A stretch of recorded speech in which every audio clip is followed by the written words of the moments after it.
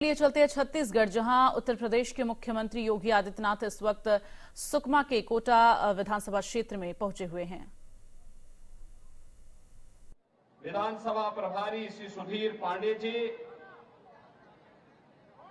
प्रशांत कुमार मंडल जी, अरुण सिंह भदौरिया जी, होकाराम मरकाम जी, नूपुर वैदिक जी,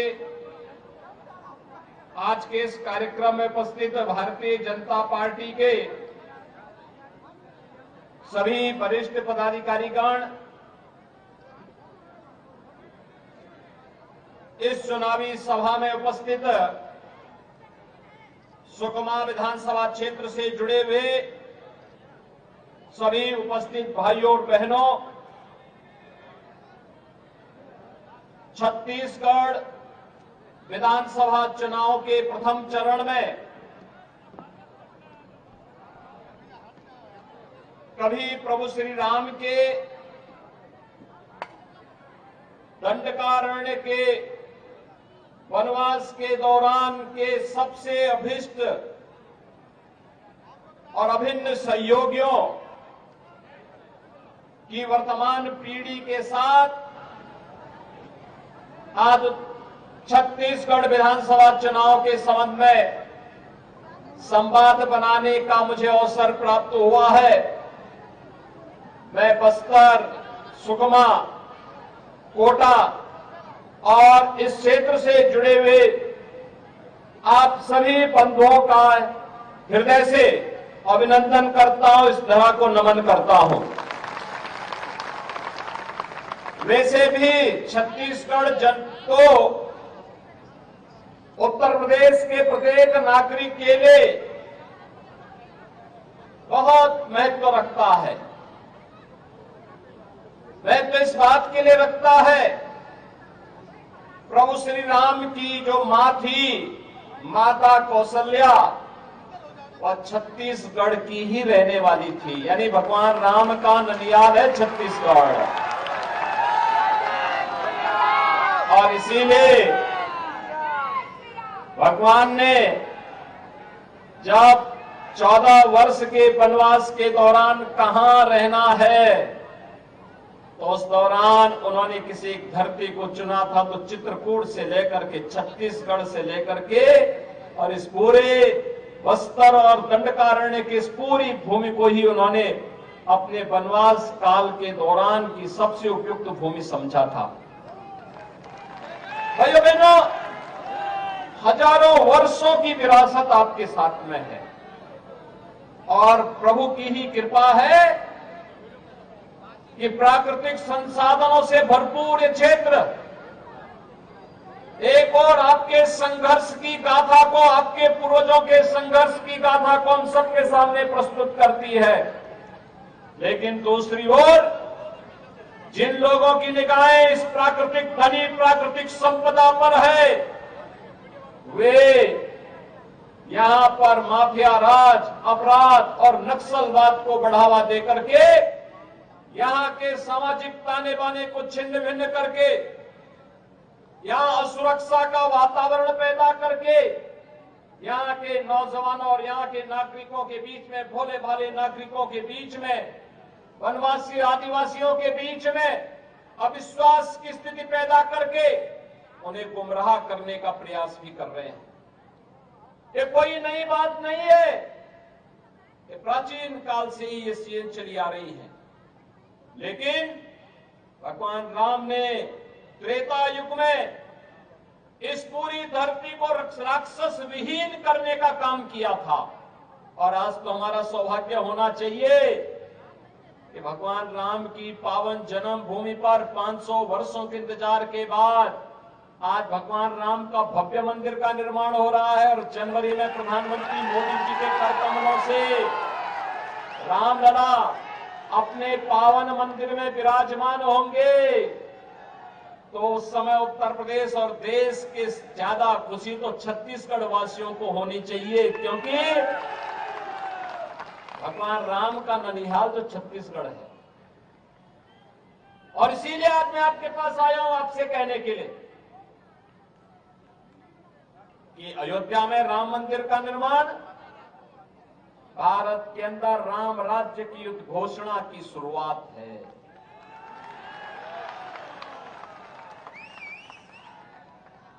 राम राज्य की स्थापना, राम राज्य का मतलब एक ऐसा शासन जिसमें जाति, मत और मजहब के आधार पर कोई भेदभाव नहीं। योजनाओं का लाभ हर गरीब को, हर किसान को, हर वंचित को, हर आदिवासी को, हर नागरिक को उपलब्ध हो सके, हर व्यक्ति को उपलब्ध कराया जा सके। इसके लिए उन्हें किसी के सामने हाथ न फैलाना पड़े, बल्कि योजना का लाभ सीधे सीधे उन तक पहुंचे, इसके लिए राम राज्य है। उन्हें हर प्रकार की सुरक्षा मिले, संसाधनों पर उनका पूरा अधिकार हो, उन्हें हर प्रकार की सुविधा का लाभ भी प्राप्त हो। इसी को राम राज्य कहते हैं।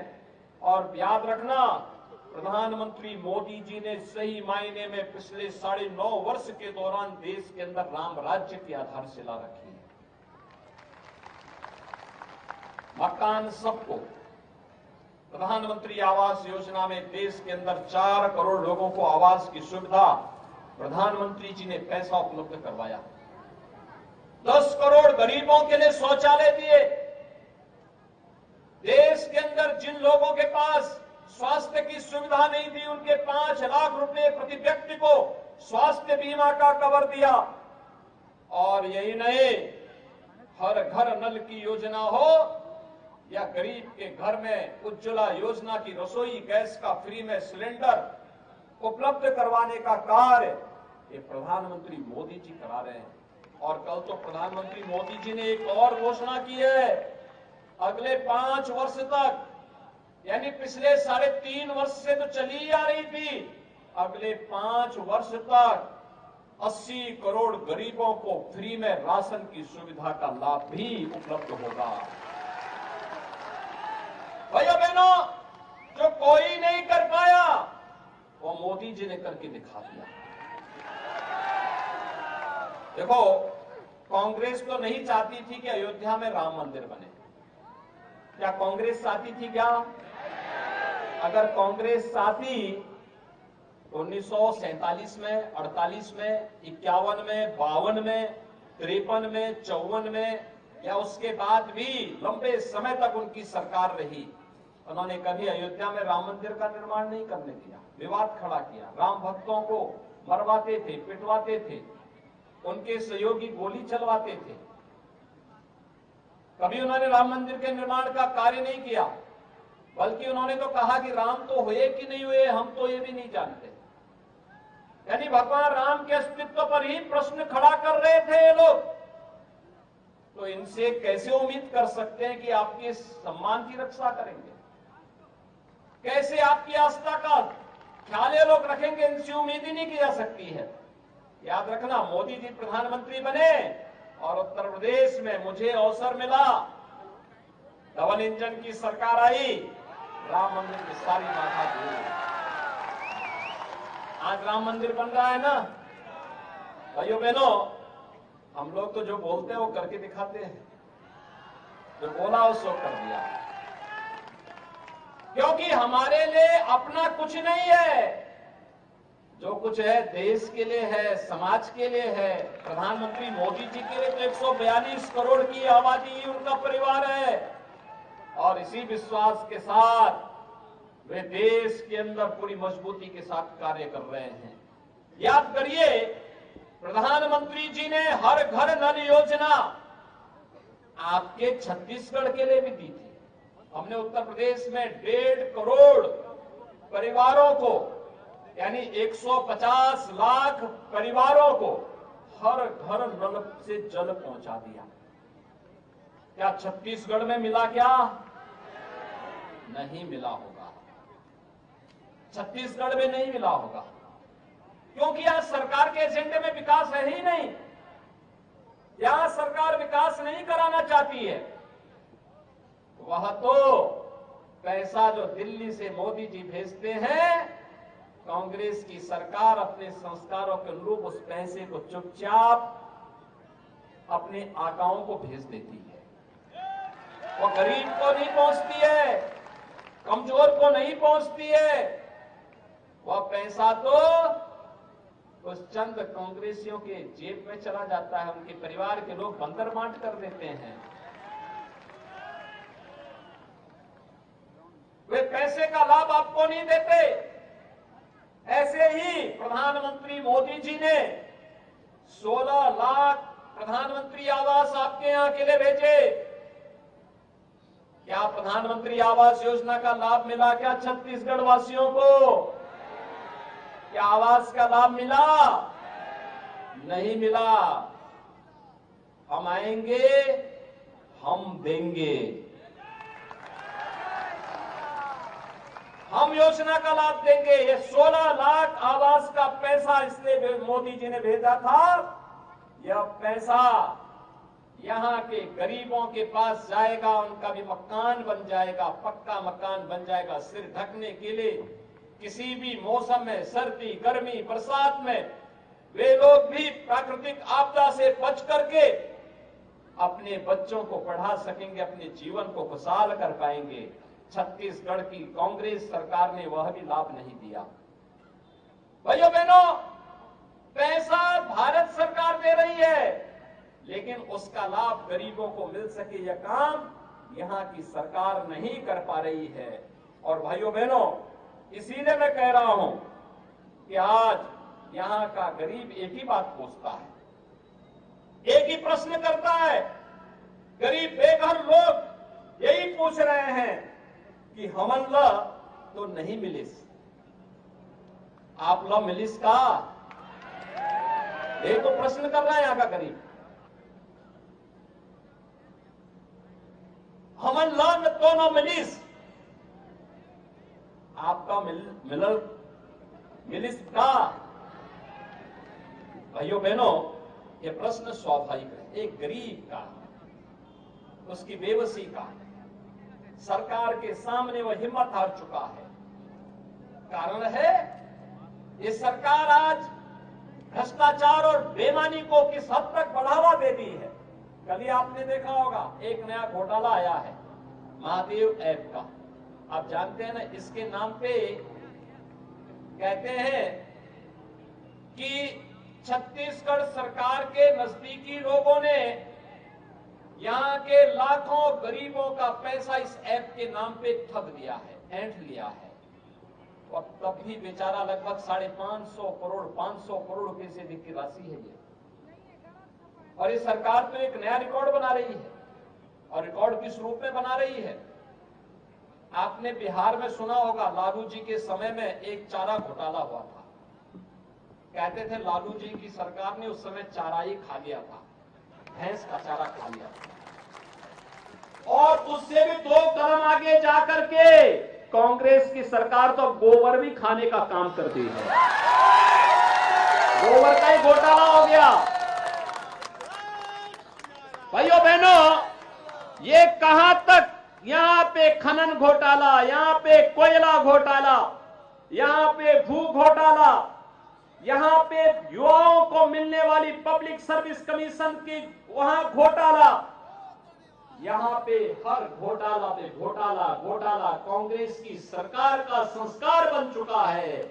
और भाइयों बहनों, इस संस्कार से उभारने के लिए ही एक बार छत्तीसगढ़ में फिर से डबल इंजन की सरकार चाहिए। डबल इंजन की सरकार चाहिए, और इसी के लिए हम लोग आए हैं। क्योंकि ये अत्याचार, ये भ्रष्टाचार, ये अनाचार, ये दुराचार अब यहां की जनता स्वीकार करने को तैयार नहीं है। वह तो एक ही बात कह रही है कि आओ नहीं सही वो बदल के। अब तो यहां छत्तीसगढ़ में हर जगह से एक ही आवाज आ रही है, हर ओर से एक ही आवाज आ रही है। मैं कल भी छत्तीसगढ़ में कई जनसभाओं को संबोधित किया, एक ही आवाज हर एक जगह से। क्योंकि ये राम भक्तों पर लाठी और गोली चलाने वाली सरकार है। यह सरकार यहां के नागरिकों के आस्था के साथ खिलवाड़ करती है। यूपी में भी जब तक भाजपा नहीं थी ऐसे ही होता था, वहां कावड़ यात्रा नहीं निकालने देते थे, वहां पर पर्व और त्योहार नहीं मनाने देते थे।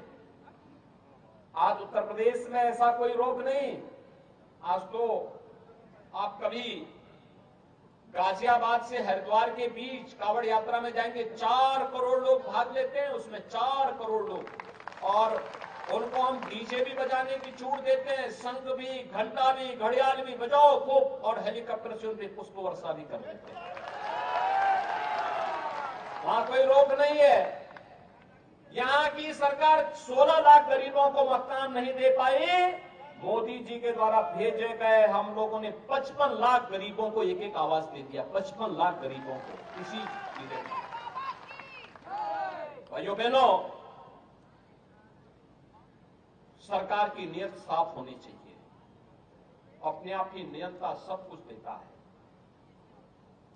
एक गरीब बेबस नहीं होना चाहिए, उसके चेहरे पर लाचारी नहीं झलकनी चाहिए। एक गुंडा, एक माफिया, एक गरीब को जबरन उसकी संपत्ति पर, उसकी प्रॉपर्टी पर, उसके हक पर डकैती डालने की छूट नहीं दी जानी चाहिए।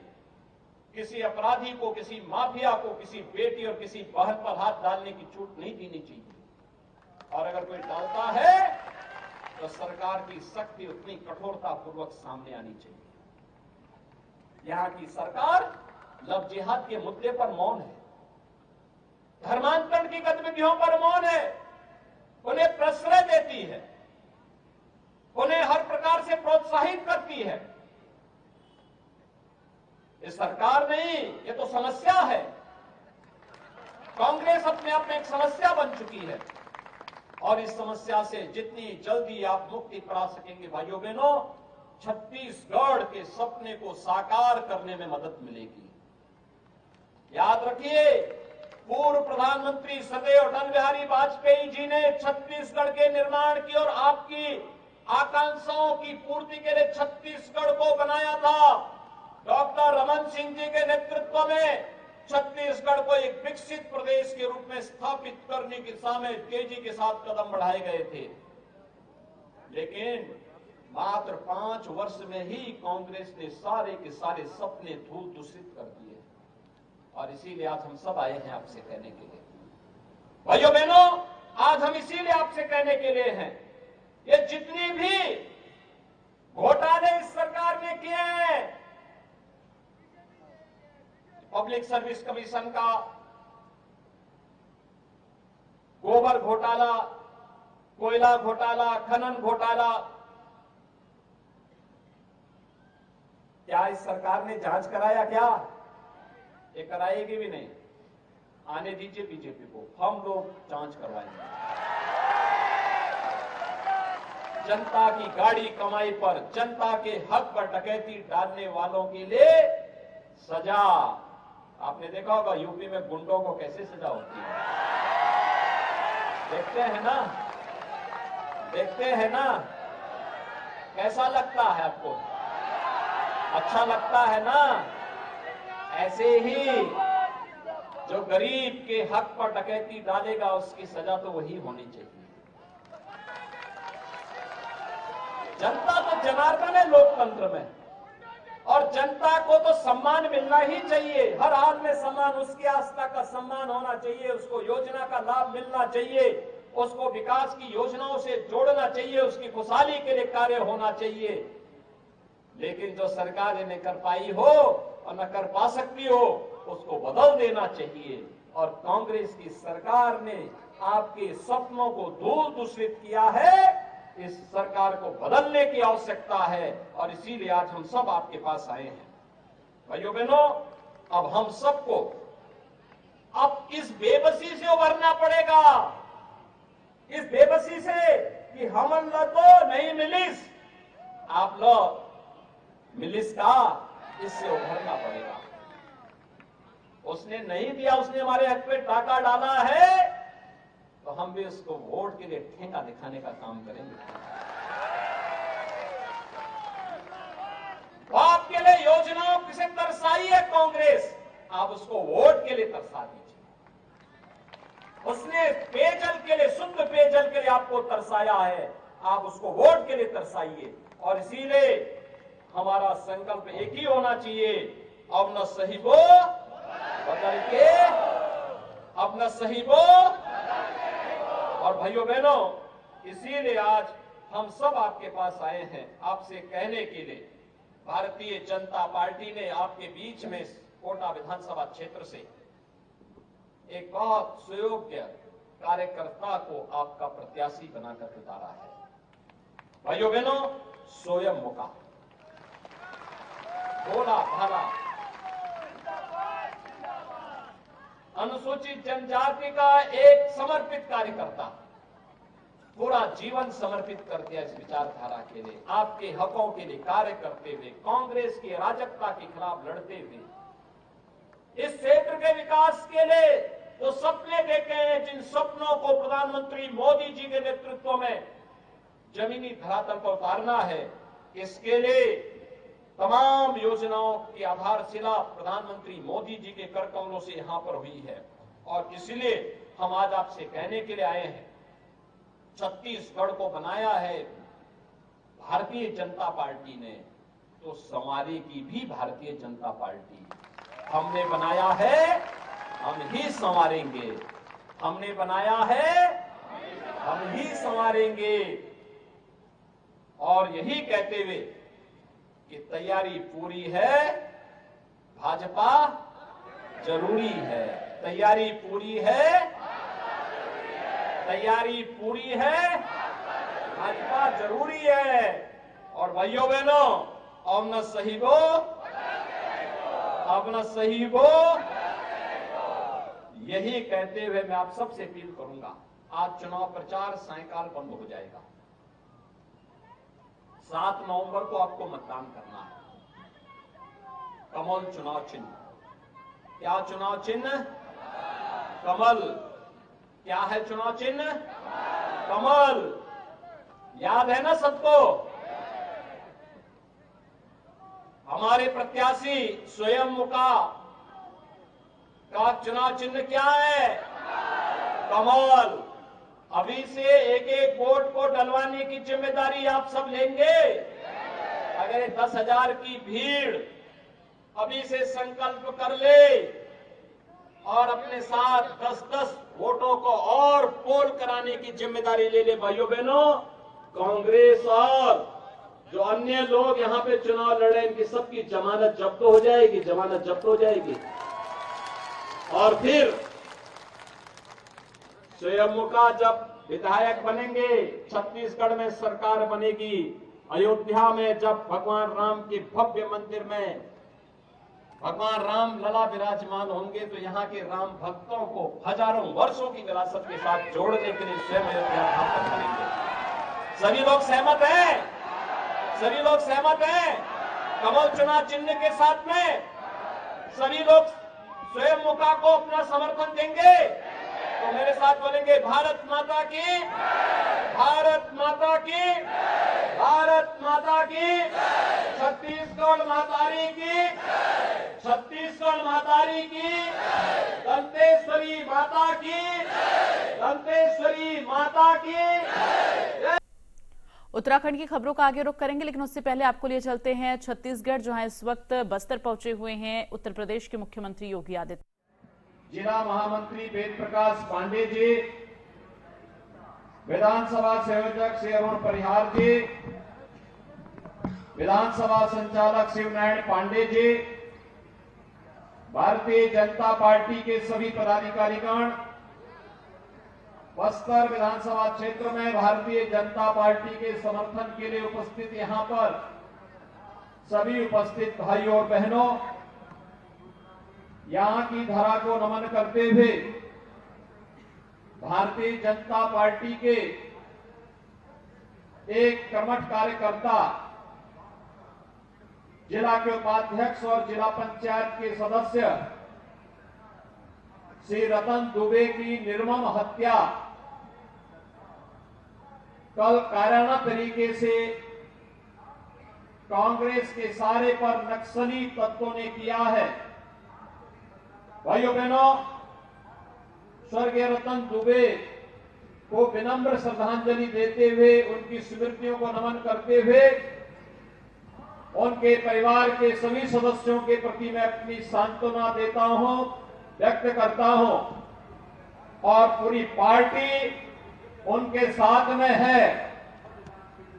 जिसने रतन दुबे की हत्या की है, स्वाभाविक रूप से उसको इसका खामियाजा तो भुगतना ही पड़ेगा, इसमें कोई संदेह नहीं होना चाहिए। भाइयों बहनों, रतन दुबे जैसे कार्यकर्ताओं के बलिदान का ही परिणाम है आज भारतीय जनता पार्टी दुनिया की सबसे बड़ी राजनीतिक पार्टी के रूप में स्थापित है।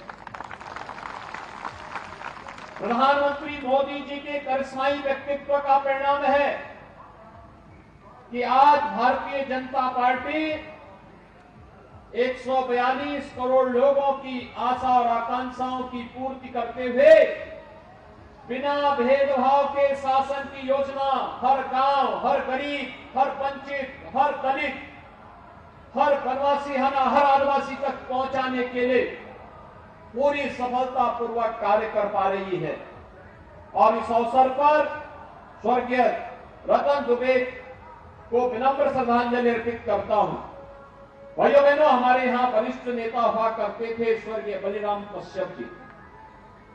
कई वर्षों तक संसद में उनके साथ हम लोगों को कार्य करने का अवसर प्राप्त हुआ। लंबे समय तक यहां की आवाज बनकर के उन्होंने यहां के विकास की आवाज को संसद पर रख करके यहां विकास की अनेक योजनाओं को लागू करने का कार्य किया।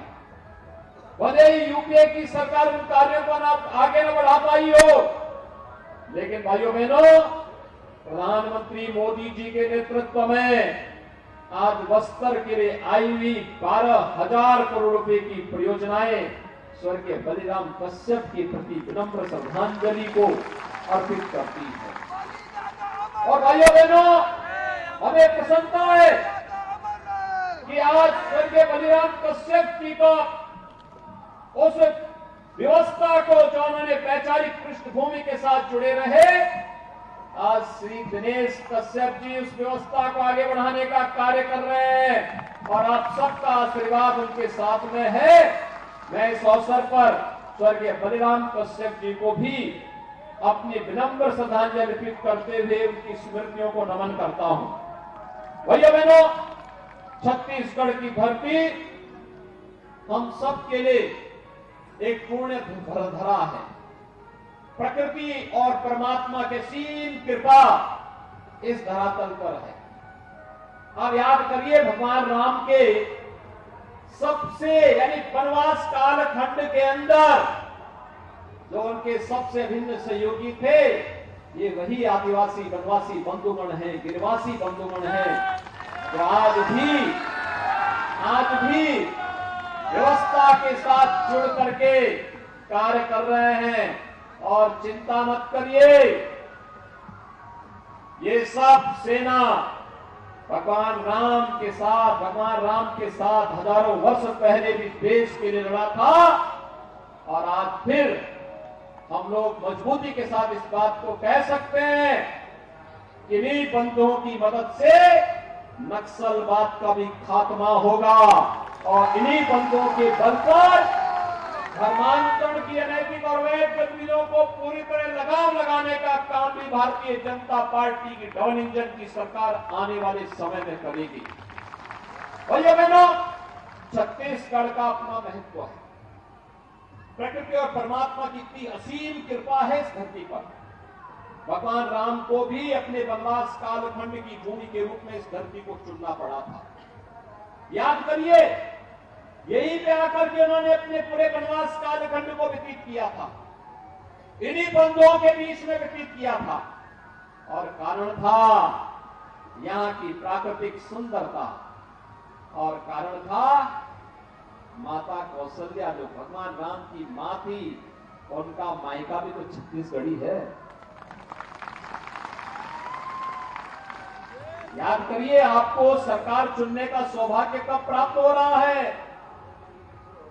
जब अयोध्या में 500 वर्षों के बाद भगवान राम के भव्य मंदिर के निर्माण का कार्य पूरा होने जा रहा है, तो खुशी तो आपको भी होगी ना। और भाइयों बहनों, इसीलिए हम लोग आए हैं। मणिराम कश्यप यहां से चुनाव जीत करके जाएंगे, छत्तीसगढ़ में सरकार बनेगी तो अयोध्या धाम का दर्शन कराने के लिए यहाँ के बंधुओं को भी लेकर के आएंगे।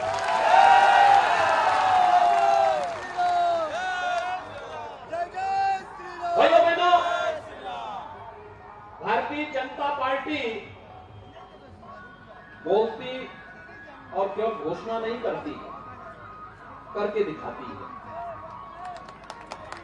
जो पहले असंभव था, अयोध्या में राम मंदिर का विवाद, ये कांग्रेस की देन थी, ये समाधान नहीं देना चाहती थी। मोदी जी आए और उत्तर प्रदेश की जनता ने संकल्प लिया, उत्तर प्रदेश में भाजपा की सरकार आई तो भाइयों बहनों, डबल इंजन की सरकार ने विवाद का समाधान कर दिया, अयोध्या में राम मंदिर का मार्ग प्रशस्त कर दिया।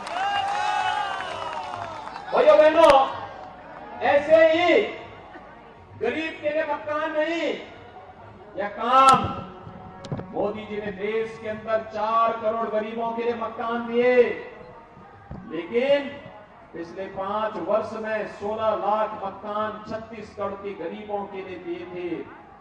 लेकिन भाइयों बहनों, भूपेश बघेल की सरकार, कांग्रेस की सरकार ने यह पैसा भी बंदरबांट कर दिया।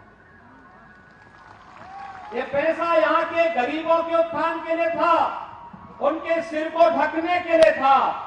प्रधानमंत्री जी ने जो पैसा भेजा था, क्या उससे मकान मिला क्या यहाँ के गरीबों को? क्या यहाँ गरीबों को मकान मिला? नहीं मिला। लेकिन भाजपा को आने दीजिए, भाजपा मकान देगी। 18 लाख गरीबों को प्रधानमंत्री आवास योजना फिर से उपलब्ध करवाने का वायदा लोक कल्याण संकल्प पत्र में परसों माननीय गृह मंत्री जी ने, डॉक्टर रमन सिंह जी ने परसों घोषणा कर दी है। ये 18 लाख गरीब लखपति बनेंगे। याद रखना, यह काम केवल भाजपा ही कर पाएगी। भाइयों बहनों, हर घर नल योजना से घर घर जल मिला। मोदी जी ने पैसा दिया था। उत्तर प्रदेश में हम लोगों ने 150 लाख यानी 1.5 करोड़ परिवारों को हर घर नल दे दिया। हर परिवार में आरओ का पानी पहुंचा दिया। शुद्ध पानी का मतलब बीमारी का समाधान हो जाना, पूरी तरह समाधान हो जाना। और उस बीमारी को पूरी तरह मुक्त करने के लिए व्यक्ति स्वस्थ रह सके, इसके लिए यह कार्य मोदी जी ने पूरे देश में लागू किया। छत्तीसगढ़ में ये पैसा भी बंदरबांट हो गया। हर घर नल योजना मिली क्या? नहीं मिली। यहां पर किसी भी योजना को प्रभावी ढंग से छत्तीसगढ़ में कांग्रेस की सरकार ने लागू ही नहीं होने दिया है। और इसीलिए यहां का गरीब बेबस एक ही प्रश्न पूछता है और पूछ रहा है, हमन ल तो नहीं मिलिस, आप लोग मिलिस का? यही तो प्रश्न पूछता है कि हमें तो नहीं मिला, क्या आपको मिल गया क्या? वही बेबस तरीके से कहता नहीं मिला। भैया मैंने ये बेबसी, ये लाचारी कब तक? ये कांग्रेस ये गरीबों का हक हड़प ले रही है। ये कांग्रेस गरीबों के हकों पे डाका डाल रही है। ये कांग्रेस यहाँ के संसाधनों पर डकैती डाल रही है। यहाँ पे कोयला घोटाला हो रहा है, यहाँ पर खनन घोटाला हो रहा है, यहाँ पर नौजवानों को मिलने वाली नौकरी में घोटाला हो रहा है। और यहाँ पर भाइयों बहनों, हमने बिहार में तो सुना था कि लालू जी की सरकार आई थी, उन्होंने चारा खा लिया था, भैंस का चारा खा लिया था। और कांग्रेस की सरकार यहाँ गोबर ही पचा गई। यानी अन्नदाता किसानों के खेतों में जो गोबर पड़ना चाहिए था, उसके नाम पर भी 10 रुपया किलो के हिसाब से 1300 करोड़ रुपए डकार गई है। डिस्ट्रिक्ट मिनरल फंड गांव में पगडंडी बनाने के लिए, कन्वेंशन सेंटर बनाने के लिए, यहां के स्पोर्ट्स सेंटर बनाने के लिए स्थापित होने चाहिए थे, उस पैसे को भी डकार गए। कांग्रेस के नेताओं में बंदरबांट कर दिया। भाइयों बहनों, क्या भूपेश बघेल ने कोई जांच करवाई? नहीं करवाएंगे जांच। हम आएंगे, हम जांच करवाएंगे, भाजपा जांच करवाएगी, दोषियों को जेल भेजेगी और ऐसी सजा करेगी जैसे उत्तर प्रदेश में देखते होंगे ना, माफिया के खिलाफ क्या होता है। ये बौखलाहट है जो कल रतन दुबे के साथ हुआ है, स्वर्गीय रतन दुबे के साथ जो हुआ, ये नक्सलवादियों की और कांग्रेसियों की बौखलाहट है। उनको मालूम है डबल इंजन की सरकार आ रही है और आते ही इनकी छाती पर भी यूपी का बुलडोजर रौंदेगा इनको।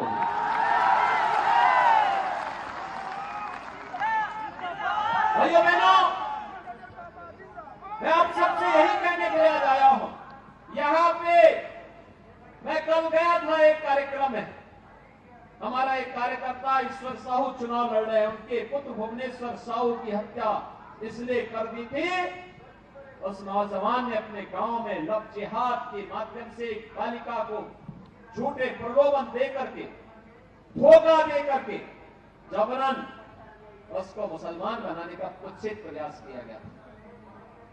और उस बालिका ने जब इसका विरोध किया, कंप्लेंट की, कोई सुनवाई नहीं हुई और उस बालिका का समर्थन कर रहे थे भुवनेश्वर साहू की उन्हीं के गांव में कांग्रेस के नेताओं की सौ पर निर्मम हत्या कर दी गई। ये लव जिहाद के नाम से भाजपा के कार्यकर्ताओं की हत्या करेंगे, ये स्वीकार्य नहीं हो सकता।